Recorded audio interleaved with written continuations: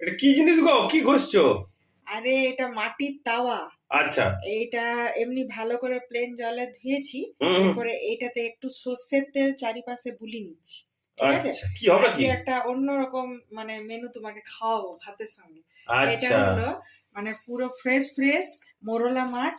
ছোট আচ্ছা। ছোট মোরলা মাছ আছে। হুম। আর এই যে কলা পাতা দেখতে পাচ্ছ, এটা আমাদের বাড়ির কলা পাতা। এটাকে আমি বাগানের, হ্যাঁ। হ্যাঁ সেকে নিয়েছি, হ্যাঁ। ধুয়ে সেকে নিয়েছি। আচ্ছা। এটাতে কি হয়, এই যে মুড়তে গেলে দেখবে ভেঙে যায়, তো অনেকে জানে অনেকে জানেও না। হুম। যারা জানে না তাদের জন্য বলছি। হুম। তো এইটা না কাপড়ের মতো হয়ে যায়, মানে তখন আচ্ছা, আর ভাঙবে না। আর ভাঙবে না। আর ভাঙবে না। তো আমরা রান্না করতে গেলে পাতুরি এসব মুড়তে গেলে ভেঙে যায়, ফেটে যায় তো না, হবেটা কি ওই অ্যাকচুয়ালি? প্রবলেমটা হবে না।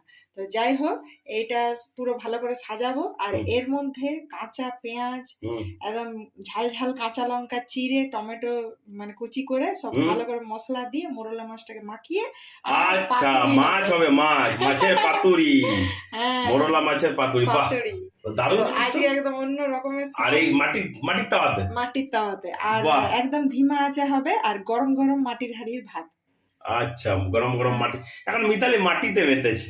মাটিতে মেতেছি মানে মাটি আমাদের শরীরের জন্য এতটাই উপকারী, হুম। মানে খাওয়া তো ভালো, টেস্টও ভালো, প্লাস হচ্ছে অনেকে হয় না এই তরকারিটা বেঁচে গেল, এটা বেঁচে গেল, ফ্রিজে রেখে দিই। হুম। এবারে কাজের চাপে ফ্রিজে রাখতেও একটা সময় লাগে, ভুলে যাই। আর ফ্রিজের রাখা জিনিস তো সবসময় ভালো নয়, অনেকে হুম। স্টোর করে খায়।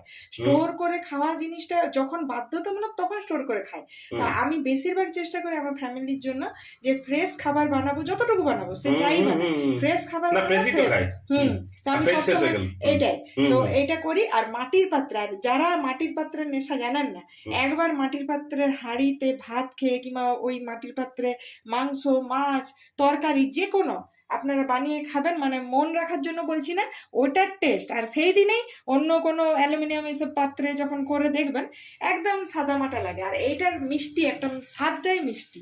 তো যাই হোক, আমি মাটির পাত্রে এখন করছি, হ্যাঁ। মানে মেতেওছি, সাথে হচ্ছে কি যে এর লোভ সামলাতে পারা যায় না। তো আমি আচ্ছা, এখন আচ্ছা। পাতুরি রেডি করি। হুম, হ্যাঁ, হুম। তো চলো এই যে মানে চারিদিকে আচ্ছা, তেলটা তুমি গুলে রেডি নিয়েছি। করো তাইলে। চারিদিকে তেলটা গুলে নিয়েছি, কারণ কি এটা মানে পাতুরিটা হবে না, তখন হয় না সে পুড়ে যায়। হুম, হুম, হুম। পুড়বে কিন্তু ওইভাবে পুড়বে না, ওটা কুকিং এর আচ্ছা, পুরোটা কুকিং হবে। আচ্ছা, হ্যাঁ। আচ্ছা। আর ওই জন্য আচ্ছা, তো মোরলা মাছ দিয়ে কি কি করলে? এইটা মোরলা মাছটা দিয়েছি, হ্যাঁ। আর এখানে পেঁয়াজ কুচি, টমেটো কুচি, আর নুন, হলুদ, ধনেপাতা দেখতে পাচ্ছি। আর উপরে গাছের থেকে একটু ধনে পাতা দিয়েছি। আর এই যে ঝাল ঝাল কাঁচা লঙ্কা, সেটা চিড়ে দিয়েছি।